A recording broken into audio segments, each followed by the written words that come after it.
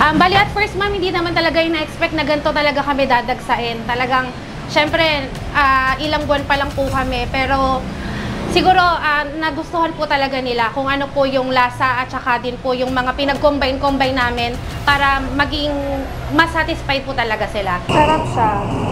Pinalanda yun, baga ano din talaga, quality. Masarap. Sulit naman yung presyo niya sa mura. Nasa 5,000 to 6,000 pieces po ng siomai na sold namin per day.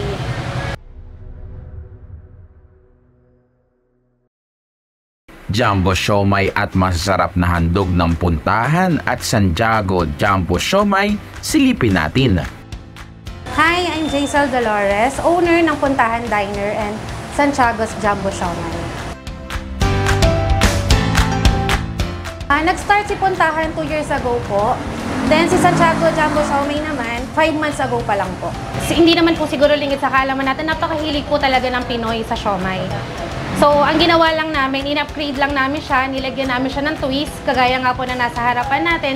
So, kaya po naging ganito yung concept kasi ang pinaka-tagline kasi namin dito is parang i-innovate namin yung siomai cart into next level. Pinipilahan, binabalikan at kinaadikan ang Jumbo Siomai ng Santiago's Jumbo Siomai, pati na rin ang mga handog na Pinoy favorites ng Puntahan Diner, pati rin ang kanilang extremely spicy pork, crispy kare-kare, pork tonkatsu at marami pang iba. The usual siomai rice, ang ginawa po namin is bagoong rice. So, ganun po. Ilagyan namin siya ng Shanghai, and then chicharon bulaklak. At yun na nga po. So, ano siya, malaki po yung siomai namin. Jumbo siomai po kasi siya. And then, ito naman po, chicken skin. Nilagyan namin siya ng chicken skin. So, parang hindi siya yung typical na siomai rice na nabibili natin. Bali, sa Puntahan Diner po, isa po sa mga menu namin is yung pansit gisado, which is pansit mix po siya. Combine ng pansit canton and bihon. Ito po ay chicken and tofu sisig, pork tonkatsu. Ito naman po yung special namin, Puntahan Special spicy pork chop po. Extremely spicy pork chop.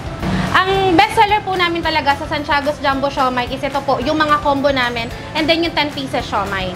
Sa Puntahan Diner, kung mapapansin po nila, ang dami namin talagang spicy dito na dish. Kasi mahilig po talaga kami ng husband ko sa spicy. So ito po talaga, mahilig ako dito sa spicy pork chop.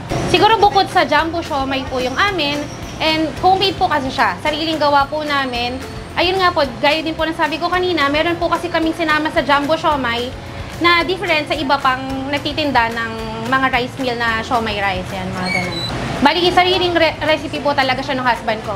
Siya po talaga yung nagtimpla ng sarili naming siomai.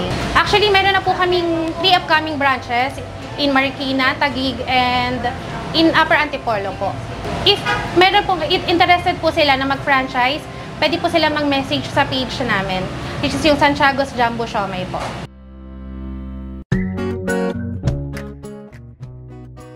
Hi everyone! Ini-invite ko po kayo na tikman ng aming Santiago's Jumbo Siomai. And sana makavisit din po sila dito sa aming Puntahan Diner located in 7-Eleven, A. Bonifacio Avenue, Cainta, Rizal. Pwede din nyo po kaming i-message and palike na din po ng aming Facebook page, which is Santiago's Jumbo Siomai and Puntahan Diner. Thank you! See you!